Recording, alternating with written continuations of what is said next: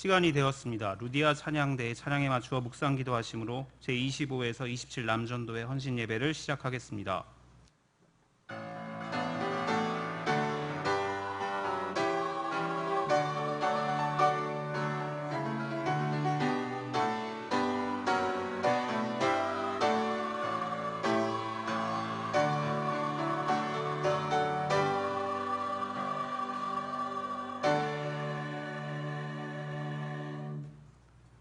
다 함께 찬송가 516장을 부르시겠습니다.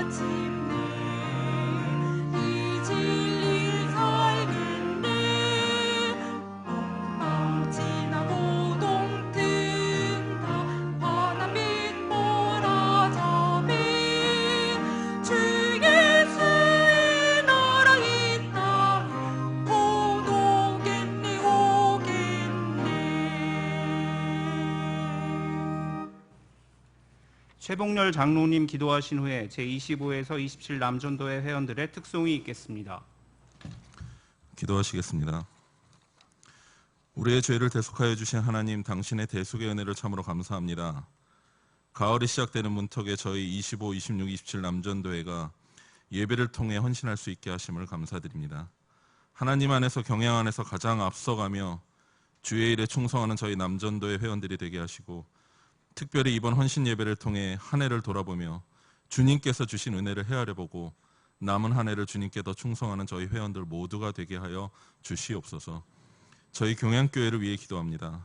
말씀으로 영육을 채워주시는 당회장 석기현 목사님의 건강을 지켜주시고 힘있는 말씀으로 모든 성도들에게 큰 은혜를 부어줄 수 있도록 하나님께서 강하게 붙들고 역사하여 주시옵소서. 경양을 위해 헌신하는 많은 교육자님과 교구 전도사님, 그리고 청지기로 봉사하는 여러 성도들에게 늘 순종하는 마음을 주시고 어려울 때 주님께서 위로와 세임을 주시어 경양의 희년을 위해 더욱 헌신하도록 주님이 이끌고 간섭하여 주시옵소서. 이제 몇 달 남지 않은 2019년도를 돌아보며 주님께 감사가 풍성한 한 해가 되도록 축복하여 주시고 우리 주님 중심의 삶을 살아가는 모든 성도들이 되게 하여 주시옵소서. 오늘 말씀을 선포하실 장지성 목사님의 마음과 입술을 주관해 주시고 더욱 특별하고 큰 은혜가 오늘 강단에 선포될 수 있도록 하여 주시옵소서. 루디아 찬양대의 아름다운 찬양을 받으시고 주님 홀로 영광 받아 주시옵소서. 감사를 드리오며 이 모든 말씀 예수님의 이름으로 기도드립니다. 아멘.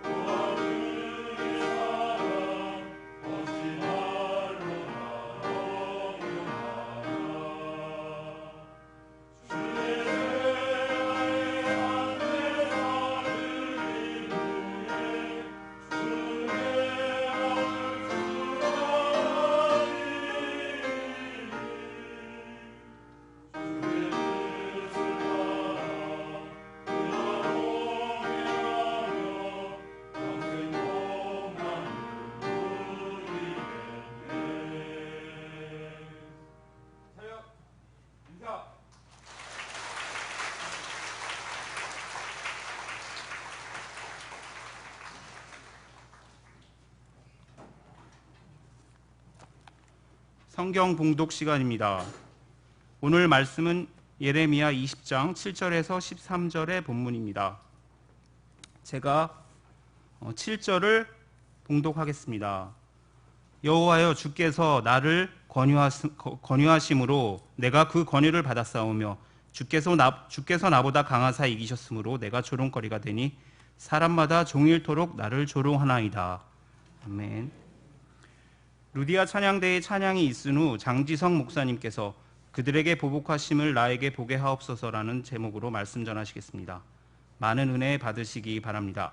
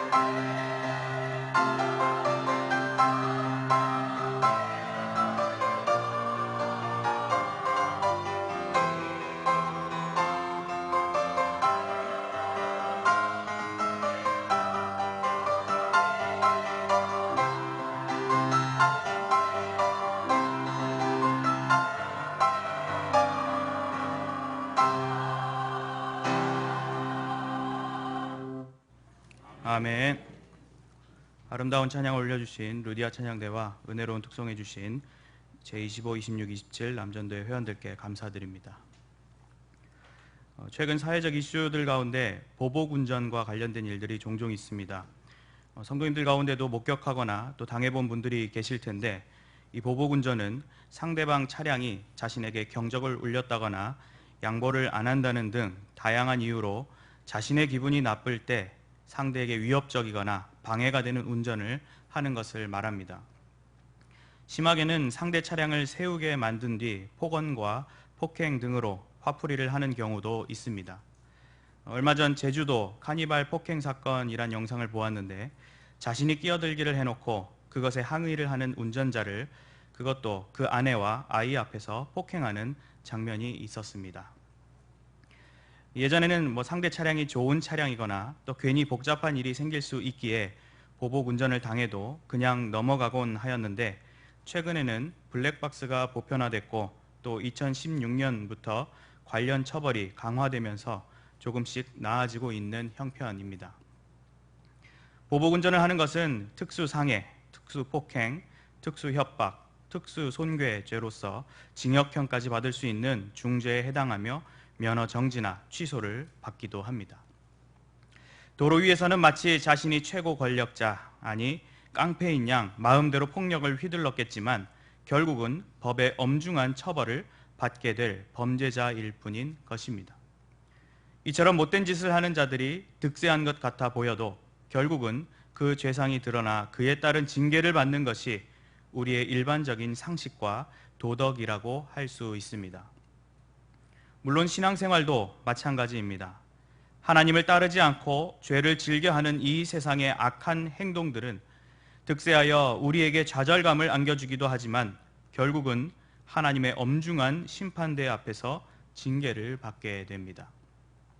이러한 교훈을 몸소 체험하고 고백했던 선지자가 있었는데, 바로 우리가 보고 있는 예레미야 선지자입니다. 눈물도 많고 격정적인 표현도 많이 하는 선지자 예레미야의 고백들은 이 시대를 패배자적 사고로 살기 쉬운 우리들에게 소망과 용기를 가져다 줍니다. 이 시간에는 본문의 내용을 통해 복음을 전파하는 것이 점점 어려워져가는 세상 속에서 과연 성도는 어떤 존재적 의미를 지니고 있는지 함께 생각해 보고자 합니다. 첫째로, 성도는 세상의 모욕 속에서도 복음 전파를 멈추지 않는 사람들입니다. 다 함께 본문 7절에서 10절 말씀을 함께 봉독하겠습니다. 여호와여, 주께서 나를 권유하심으로 내가 그 권유를 받았사오며 주께서 나보다 강하사 이기셨으므로 나의 조롱거리가 되니 사람마다 종일토록 나를 조롱하나이다. 내가 말할 때마다 외치며 파멸과 멸망을 선포하므로 여호와의 말씀으로 말미암아 내가 종일 치욕과 모욕거리가 됨이니이다. 내가 다시는 여호와의 말씀을 그의 이름으로 말하지 아니하리라 하면 나의 마음이 불붙는 것 같아서 후에 처무치니 답답하여 견딜 수 없나이다. 나는 무리의 비방과 사방이 두려워함을 들었나이다. 그들이 이르기를 고소하라, 우리도 고소하리라 하오며 내 친한 벗도 다 내가 실족하기를 기다리며 그가 혹시 유혹을 받게 되면 우리가 그를 이기어 우리 원수를 갚자 하나이다. 우리가 살펴보는 예레미야 20장은 하나님께서 예레미야 선지자를 통해 유다에 임할 심판에 관해 예언하며 선포하는 내용을 담고 있습니다. 예레미야는 유다 왕국의 선지자이자 또 선한 왕으로 분류되는 요시야 왕의 통치 시기에 사역을 시작한 선지자로 유다의 영적 평화 시대를 경험했던 선지자라 할 수 있습니다. 이후 요시야 왕이 무깃도에서 전투하다 죽게 되고 유다 왕국은 점점 망국의 길로 치닫게 됩니다. 정치적으로 또 영적으로 도덕적으로 큰 혼란에 빠져드는 나라의 상황에 예레미야는 애통하는 마음을 가졌던 애국의 선지자이기도 합니다. 백성을 비롯해 지도자들의 범죄 행위를 지적하며 철저한 회개를 촉구하는 그의 모습은 이 시대 신앙인들에게 큰 깨우침을 안겨줍니다. 그런데 그러한 선지자의 사역도 결코 순탄한 것만은 아니었습니다. 선포의 내용은 백성들에게 고스란히 스며들지 못하고 오히려 선지자 자신이 웃음거리가 되며 비난의 대상이 되는 현상이 벌어지기도 하였습니다. 오늘 본문의 내용도 그러한 선지자의 심적 고충이 전해지고 있습니다. 7절에 여호와여 주께서 나를 권유하심으로 내가 그 권유를 받았사오며 라고 한 표현 중 권유는 원어의 의미상 속이다, 현혹하다 등의 의미가 담겨 있음을 볼 때 예레미야가 갖고 있는 심경 속에 불평이 섞여 있는 것으로 볼 수 있습니다. 물론 이 표현이 하나님을 거짓말하는 분으로 몰아붙이는 것은 아닙니다. 하나님이 말씀하신 대로 회개를 선포했는데 결과는 백성들이 회개하기는커녕 더욱 악해지고 오히려 나 자신을 박해하고 있다는 현 상황에 대한 절규로 볼 수 있습니다. 이어진 본문에서 예레미야는 자신이 권유를 받고 선지자의 소명을 거부했지만 결국 하나님의 강하심으로 인해 선지자 사역을 감당하게 됐던 점을 말하며 결국은 그리하여 자신이 조롱거리가 됐다고 합니다. 사람마다 종일토록 자신을 조롱한다고 한탄하며 자신의 첫 소명의 때를 돌아볼 정도로 예레미야는 고통스러웠습니다. 예레미야는 자신이 선포하는 내용에 대해서도 낙심을 하였습니다. 하나님의 말씀대로 파멸과 멸망의 주제로 선포하며 외쳤는데 그것이 자신에게 종일 치욕과 모욕거리로 돌아왔다고 토로합니다. 이 말 속에는 복음을 전하는 자들이 필연적으로 받게 되는 대우가 어떠한지 드러납니다. 세상 사람들은 그러한 말을 듣기 싫어하며 또 그러한 말을 하는 우리를 말이 통하지 않는 광신도나 꽉 막힌 꼰대인 양 여기며 비아냥거리고 치욕을 안겨줍니다. 일반적인 관계에서는 하기 힘든 심한 모욕을 하기도 합니다. 그런 치욕과 모욕의 당사자가 될 때면 자신의 사명을 내려놓고자 하는 시험에 들고 때로는 자신의 소명마저도 의구심을 갖는 태도로 전락해 버리기도 합니다. 아마도 예레미야도 그런 다짐의 마음이 들었던 것으로 보입니다. 자신의 소명과 그 기대감 속에 시작한 사역과 또 현실의 괴리감이 발생했고 자신에게 인격적 피해를 가져다주는 현실 앞에 예레미야는 9절의 표현처럼 내가 다시는 여호와를 선포하지 아니하며 그의 이름으로 말하지 아니하리라 하고 자신의 복음 전파에 큰 회의감을 가졌습니다. 하지만 그런 회의감은 예레미야의 일시적 속마음 또는 조건문이었지 자신의 선언은 아니었습니다. 그런 생각을 할 때면 자신의 마음속 아주 깊은 곳에서 도저히 제거할 수 없는 소명의 불꽃을 발견하고 도저히 복음을 전하지 않을 수 없는 자신의 확신이 오히려 견고하게 됨을 나타냅니다. 그러한 새로운 차원의 괴로움을 느끼게 된 예레미야는 나의 마음이 불붙는 것 같아서 골수에 사무치니 답답하여 견딜 수 없나이다고 하며 잠시나마 자신을 지배했던 회의감에서 벗어나 이제는 그것을 뛰어넘는 복음의 중요성과 민족과 나라를 향한 사랑과 안타까움의 열망을 고백하기에 이릅니다. 이 뜨거운 고백 안에는 만일 복음을 전하지 아니하면 내게 화가 있을 것이로다며 소명인의 불성실이 가져올 불행한 결과를 두려워했던 바울의 심경이 담겨 있기도 하며 우리는 보고 들은 것을 말하지 아니할 수 없다고 복음의 자신감과 시급성을 강조했던 베드로와 요한의 고백과도 일맥상통합니다. 특별히 여기서 답답하다라는 표현은 기진하다라는 뜻으로 거의 죽을 지경에 이를 정도로 온 힘이 다 빠진 모습을 그려줍니다. 복음 전파의 사명을 내려놓겠다는 결심은 하나님의 복음을 전해야 할 자로서 겪는 어느 조롱보다 핍박보다 더 큰 고통이고 죽을 것 같은 처절함과 다를 바 없는 일임을 보여주고 있는 것입니다. 이어서 선지자는 무리의 비방과 사방이 두려워함을 들었나이다 라고 합니다. 이 말은 조금 헷갈리게 번역이 되어 있는데 무리가 비방하고 사방에서 두려워할 만한 말, 협박과 같은 말들을 선지자에게 하는 것으로 이해하면 됩니다. 그 내용은 이어서 나오는 대로 고소하라, 우리도 고소하리라는 내용이었습니다. 이는 마치 예레미야를 음모를 꾸미는 자인 양 깎아내린 것으로 예레미야의 흠결을 찾아 맞고소를 하겠다는 그들의 태도는 하나님 앞에 엄중한 고발을 하였던 예레미야의 선지자적 엄중한 선포를 인간 세계의 고소 수준으로 끌어내리는 유치한 처사임을 볼 수 있습니다.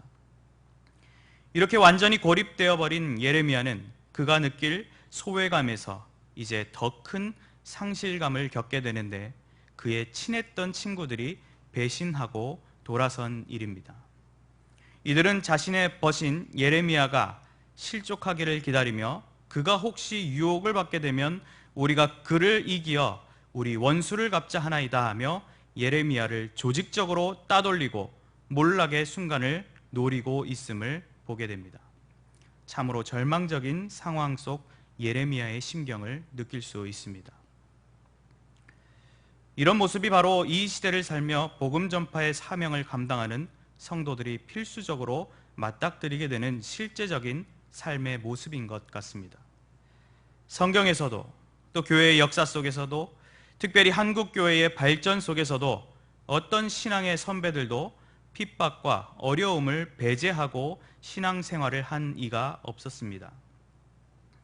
세상이 계속해서 악의 길로 또 나라가 망국의 길로 걸어가는 것을 두 눈으로 본다면 우리는 이 세상을 향해 회개할 것을 외쳐야만 합니다.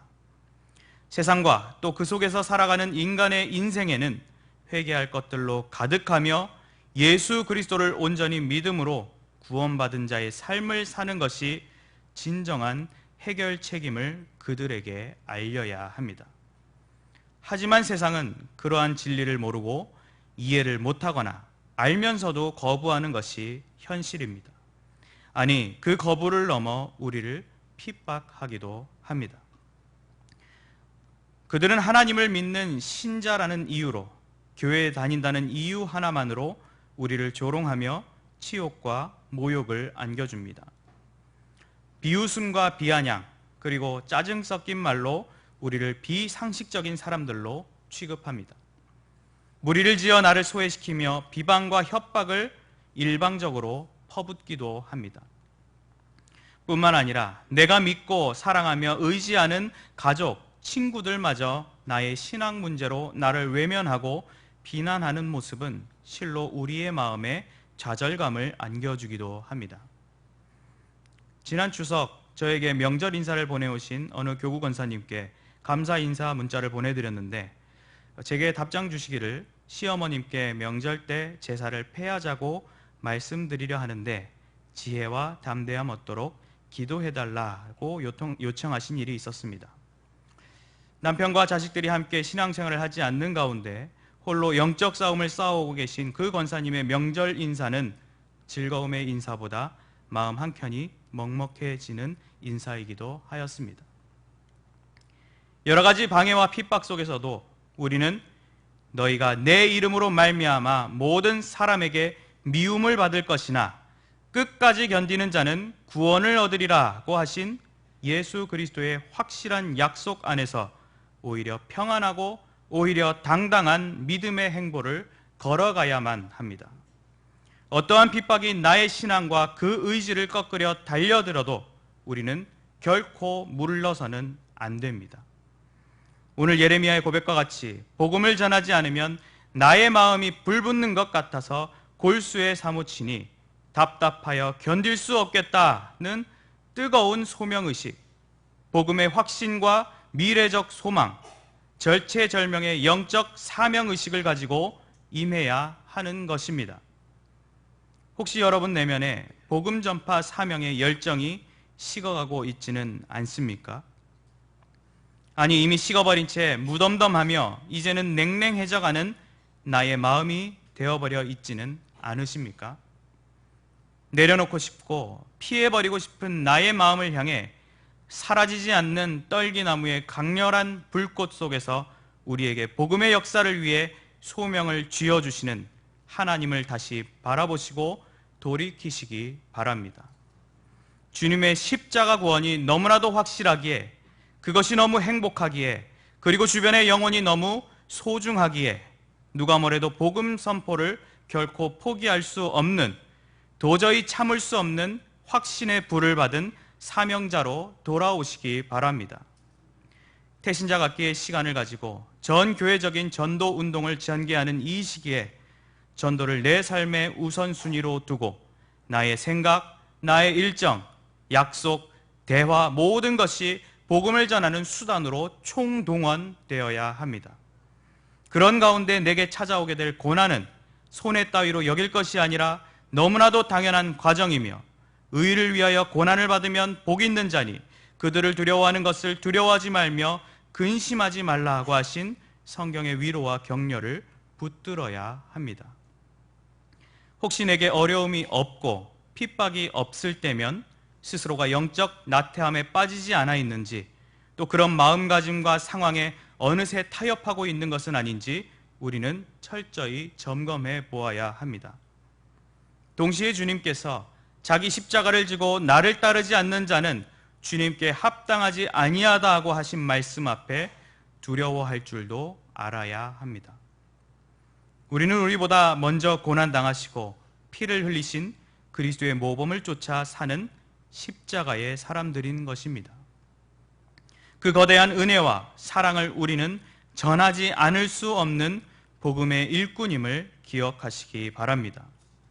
다시금 복음의 기쁨을 맛보며 성령의 인도하심을 구하는 가운데 뜨거운 열정을 가지고 복음의 전선으로 다시 합류해 주시기 바랍니다.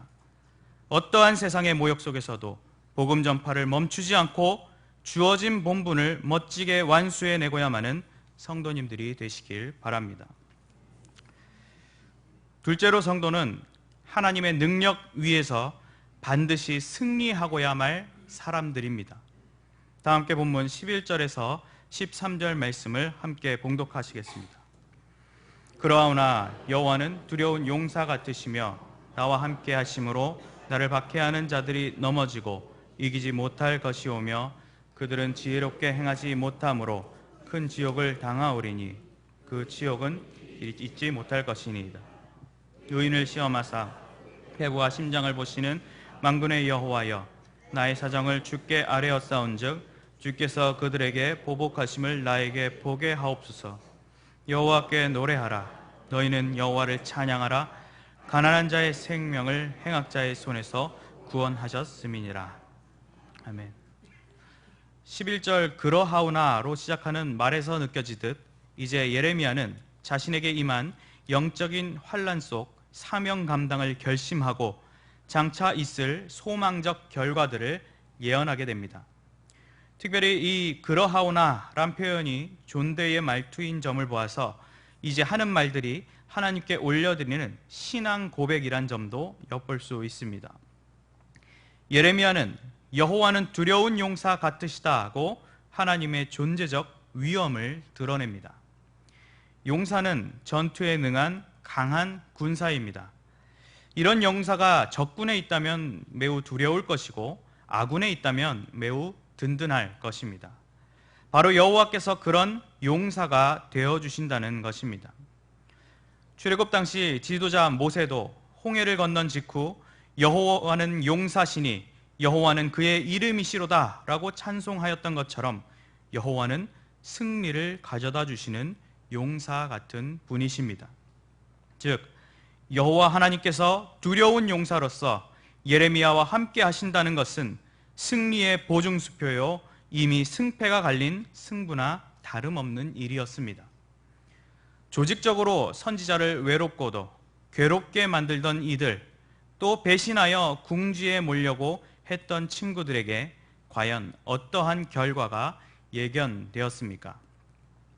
그들은 이제 넘어지고 이기지 못할 것이라 하였습니다. 잠시 이긴 것 같지만 그들의 우세는 종결이요, 이제는 패배뿐이란 것을 알 수 있습니다. 또 그들의 행동은 지혜롭지 못한 일이었고, 또 그러하기에 큰 치욕을, 잊혀지지 않을 강력한 치욕을 당할 것이라고 합니다. 선지자가 당한 치욕은 잠시 당한 작은 치욕일 뿐 진정한 지혜자로서 악인의 영원한 치욕을 목격할 이가 바로 예레미야임을 알려주고 있는 것입니다. 시편에서 하나님을 내 의를 빛같이 나타내시며 내 공의를 정오의 빛같이 하시는 분으로 묘사된 것처럼 하나님께서는 어두움을 걷어버리시고 찬란한 빛으로서 의인의 공의를 드러내시는 분이십니다. 이제 그들의 기세는 꺾였고 선지자가 걸어온 공의의 새로운 불길이 일어날 일만이 남았습니다. 어떤 이들은 왜 하나님은 선지자에게 고통의 순간을 주시며 또 무책임하게 외면하셨는가란 질문을 던지는 이들도 있을 것입니다. 예레미야는 12절에서 하나님을 의인을 시험하사 그 폐부와 심장을 보시는 만군의 여호와라고 부릅니다. 예레미야는 자기 자신을 누구보다도 잘 알고 꿰뚫어 보시는 하나님의 능력과 뜻을 분명히 이해하고 있었던 것입니다. 외모를 보고 판단하는 우리 인간들과는 달리 중심을 보시는 여호와 하나님께서는 폐부와 심장, 즉 모든 감추어진 생각과 감정마저 살피시는 분으로서 우리를 시험하시는 분이심을 나타냅니다. 만군의 여호와라 하였는데 앞서 싸우는 강한 용사에서 이제 최고의 통치자로 모시게 되는 안정감 있는 호칭의 변화를 살펴볼 수 있습니다. 그러한 여호와 하나님께 예레미야는 자신의 사정을 아뢰며 그들에게 보복하심을 보게 해달라고 합니다. 이런 예레미야의 마음은 즉흥적인 것이 아니었습니다. 앞선 11장에서도 만군의 여호와여 나의 원통함을 주께 아뢰었사오니 그들에게 대한 주의 보복을 내가 보리이다고 했던 것처럼 주님의 보복하심에 대한 확신은 예레미야의 중심 속에 쭉 자리 잡아 왔습니다. 예레미야의 이러한 탄원은 너희가 친히 원수를 갚지 말고 하나님의 진노하심에 맡기라고 한 바울의 교훈의 선례로 보여주듯 보복의 주체를 하나님께만 맡겨 완전한 공의를 이루기 위한 노력을 담아내고 있습니다. 물론 여기에는 모든 공로를 하나님께만 두기 위함이요 동시에 자신의 인간적 악감정이 앞서지 않도록 최대한 마음을 다스리는 예레미야의 사역자적 판단이 잘 담겨 있습니다. 다만 선지자로서 그의 할 일은 구원 얻은 자로서 여호와께 노래하라, 너희는 여호와를 찬양하라, 가난한 자의 생명을 행악자의 손에서 구원하셨음이니라고 고백한 것과 같이 승리의 하나님을 높이는 일뿐이었습니다. 몇 주 전 마친 교구 친선 농구리그 중 제가 맡은 교구가 첫 3경기를 내리지는 바람에 감독으로서 큰 위기가 찾아왔었습니다. 2년 전 직전 리그였던 풋살 리그 당시 제가 가양 염창 교구를 담당했을 때에도 아름다운 전패라 표현은 했지만 승리의 기쁨을 안겨드리지 못해 내심 마음이 무거웠던 저로서는 이번 리그까지 통틀어 7연패라는 기록이 과연 언제 끊어질 것인지가 남들은 모를 개인적인 관심사요 부담이었습니다. 그런 와중에도 놀랍게도 3패를 기록한 팀이 3팀이나 나오는 바람에 마지막 경기를 18점 차로 이기면 준결승행까지 간다는 파격적인 전망이 계산되면서 저와 전도사님 그리고 선수와 성도들은 다시 기대감에 들썩이기 시작했습니다. 쿼터마다 8점 차 이상으로 벌리자란 전략 속에 선수들을 다독였고 선수들은 최선을 다하여 경기에 임하여 결과는 17점 차로 승리를 거두게 됐습니다. 물론 제 개인적으로 부족한 1점이 아쉽긴 했지만 7연패를 끊은 것에 큰 의미를 두었고 교구 응원단도 정말 즐겁고 축제의 분위기를 누리고 있었습니다. 정말이지 간절한 승리였고 또 시원한 마지막 대승이었기에 1승 3패를 한 팀 같지 않은 즐거운 모습으로 가득한 시간이었습니다. 이처럼 승리라는 것은 경기를 임함에 있어 큰 동기가 되며 즐거움의 감정을 가져다 줍니다. 우리는 인생 속에 소소한 승리를 만족하고 끝난 것이 아니라 주님의 역사 가운데 펼쳐지는 거대한 영적인 승리를 누구보다도 누릴 줄 알아야 합니다. 그 승리는 고린도전서 9장 25절에 이기기를 다투는 자마다 모든 일에 절제하나니 그들은 썩을 승리자의 관을 얻고자 하되 우리는 썩지 아니할 것을 얻고자 하노라고 한 것과 같이 우리가 얻을 승리는 썩지 아니할 영광스러운 승리이기 때문입니다.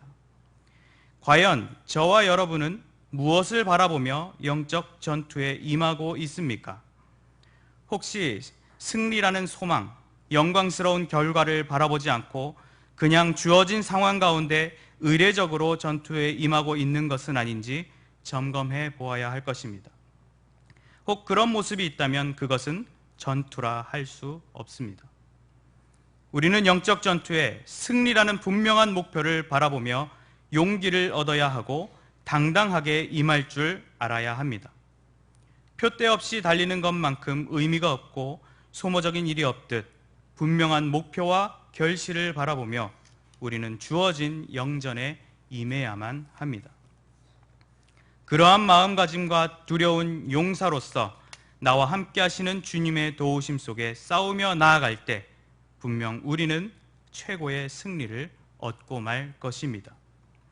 반드시 승리를 주실 하나님께 온전히 나의 사정을 아뢰시기 바랍니다. 나를 시험하며 폐부와 심장을 보시는 여호와께서 친히 보복하심으로 나를 박해하는 자는 넘어지고 크고 영원한 치욕을 당하며 결코 이기지 못할 것입니다. 그저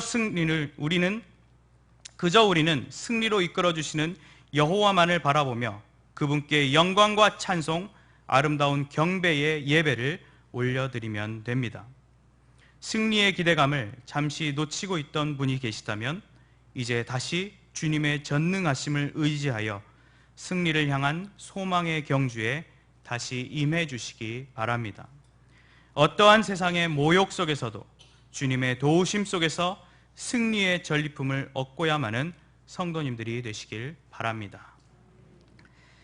사랑하는 성도 여러분, 그리고 헌신하는 제25, 26, 27 남전도회 회원 여러분, 우리는 어느새 우리의 목소리를 내는 것 자체가 옳지 못한 일인 것 마냥 취급받는 시대를 살아가고 있습니다.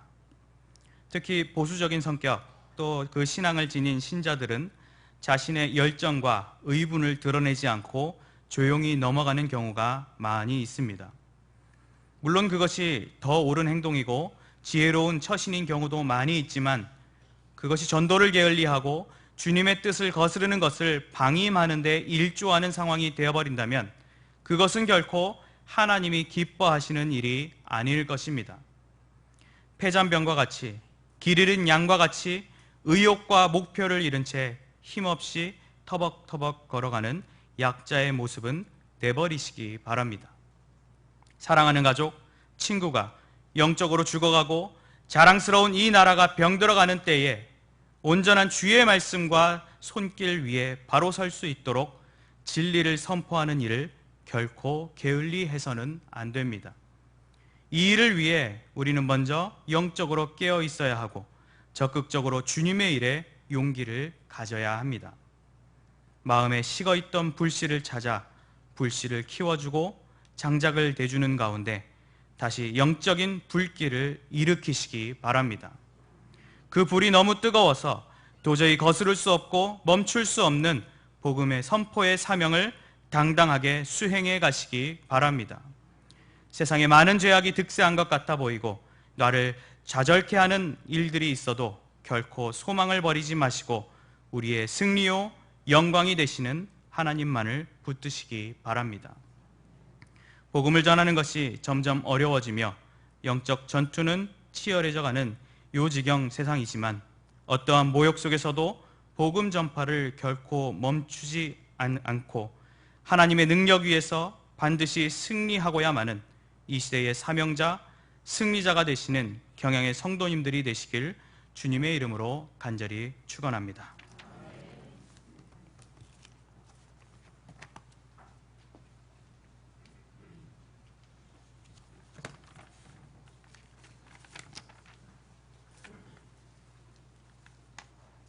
찬송가 349장을 부르시면서 준비하신 11조와 헌금을 하나님께 드리겠습니다.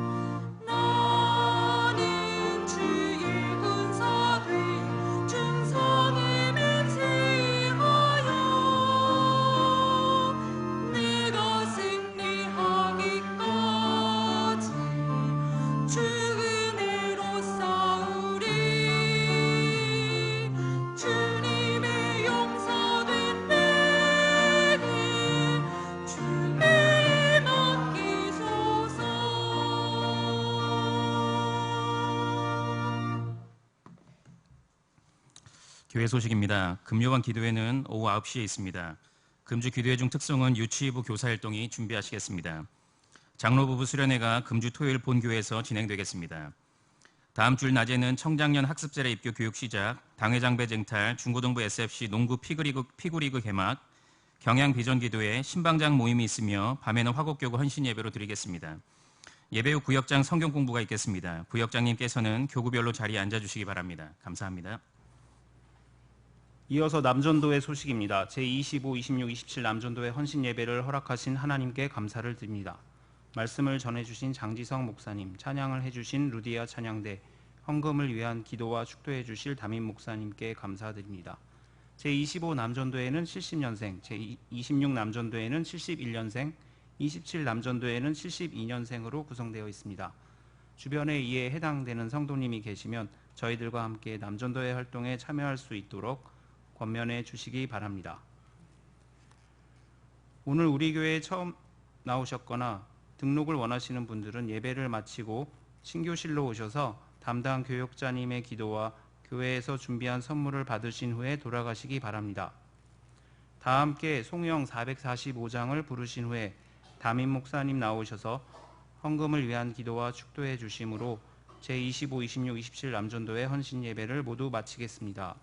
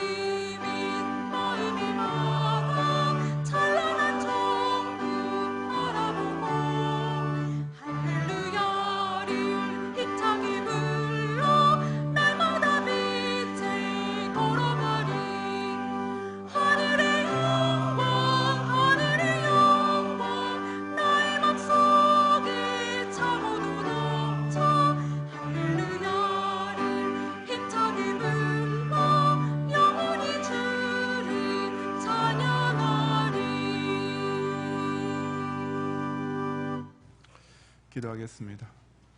주님, 가을이 깊어가는 또 시원한 밤에 우리를 하여금 발걸음을 주의 전에 나오게 하여 주시어 또 세우신 사회를 통해서 귀한 말씀을 듣고 또 우리 25, 26, 27 남전 회원들과 함께 다시 한번 더 우리의 삶을 점검하며 새로운 또 소원과 결단으로 가질 수 있는 은혜로운 시간 허락하심을 참으로 감사드립니다. 우리 이 시간들이 모든 우리 찬송과 기도를 받으시며 또 특송과 또 시간들이 물질의 재물까지 주님께서 기쁘게 연락하여 주셔서 항상 사실 하나님을 경외하며 그 하나님을 진심으로 섬기기 원하는 그런 우리의 마음이 이렇게 또 실제의 신행체의 삶을 통하여서 항상 주 앞에 제물로 드려지게 하시고 그것을 기쁘게 받으시는 이런 은혜가 이 경양재단을 통해서 날마다 항상 풍성이 일어나도록 축복해 주시옵소서. 모든 경양의 성도들처럼 하나님과 좀 이런 인격적인 이런 교통, 실제적인 이런 삶으로 하나님을 섬기는 이런 신행체의 삶을 영위함으로써 우리의 이 경양 공동체가 더욱 든든히 서가며 이 악하고 엄난한 시대에도 정말 하나님을 경외하는 선민다운 선민으로서의 그런 아름다움을 더욱 널리 자랑할 수 있는 귀한 교회로 우뚝 서게 축복해 주시옵소서. 예수 그리스도의 은혜와 하나님의 사랑과 성령님의 감화 감동 인도와 보호하심이 온갖 불법과 핍박의 판을 치는 세상 가운데서도 우리에게 주어진 이 복음 전파의 사명의 길을 굳게 지키며 무엇보다도 그 어떤 환난과 어려운 가운데서 결국은 하나님의 능력 가운데서 반드시 승리할 것을 확신하면서 그 영광에 꼭 함께 참여하기를 원하는 우리 모든 경양의 성도들과 이번 헌신 예배 드리는 25, 26, 27 남전도회 회원들 위해 이제로부터 영원히 함께 있을지어다. 아멘.